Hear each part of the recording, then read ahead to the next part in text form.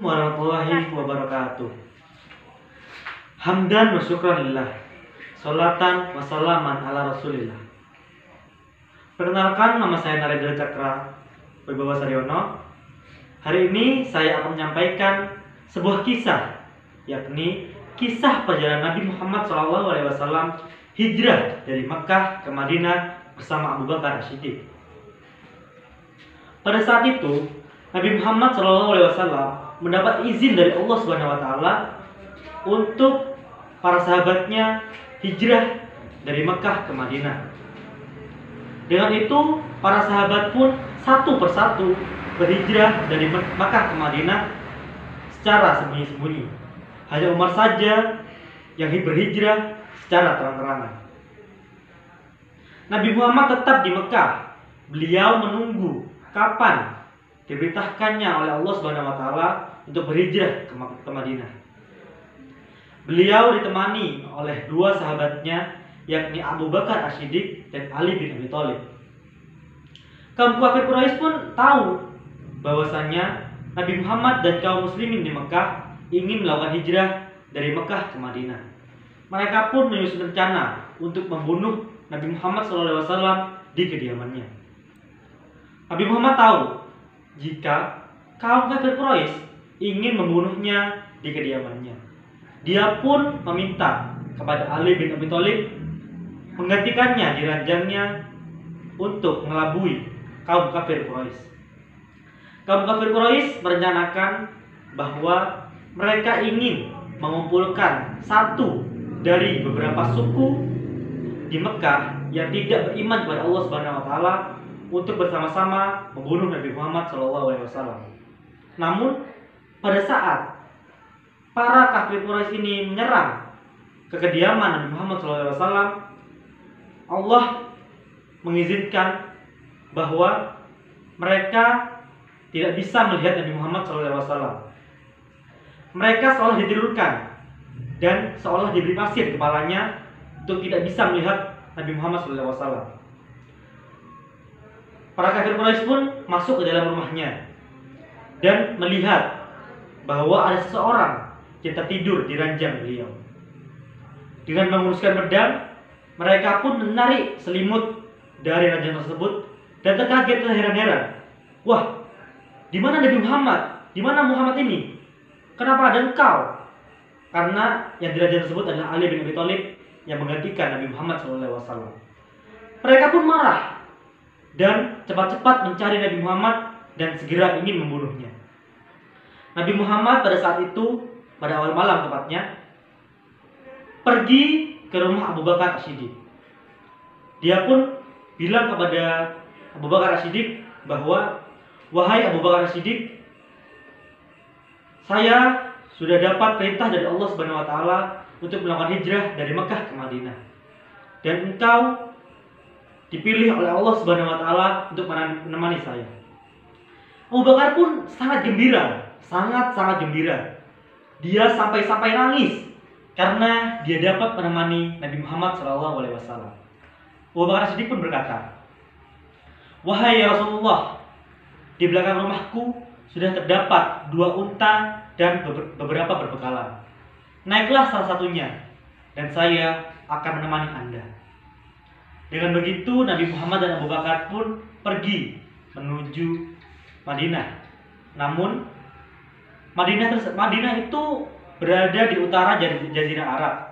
Namun Nabi Muhammad memilih untuk melewati jalur selatan menuju Gua Thur. Itu karena beliau menghindari kaum kafir Quraisy untuk menyerang dia. Sesampainya di Gua Thur, Nabi Muhammad tidak diperbolehkan masuk oleh Abu Bakar As-Siddiq. Abu Bakar As-Siddiq ingin memastikan bahwa gua itu aman untuk ditinggali oleh Nabi Muhammad SAW. Dia pun masuk dan melihat bahwa banyak sekali lubang yang ada di dalam gua tersebut.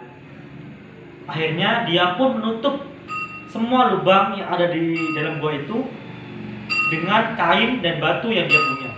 Namun ada satu lubang yang tidak bisa lagi dia tutupi. Itu karena dia sudah kehabisan baju dan batu yang dia tutup.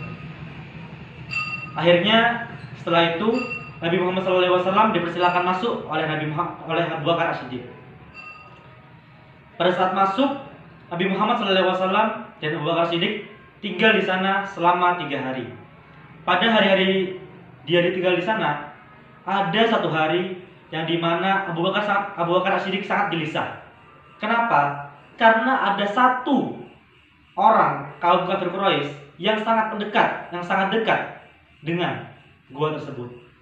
Dia berkata, "Ya Rasulullah, bagaimana ini?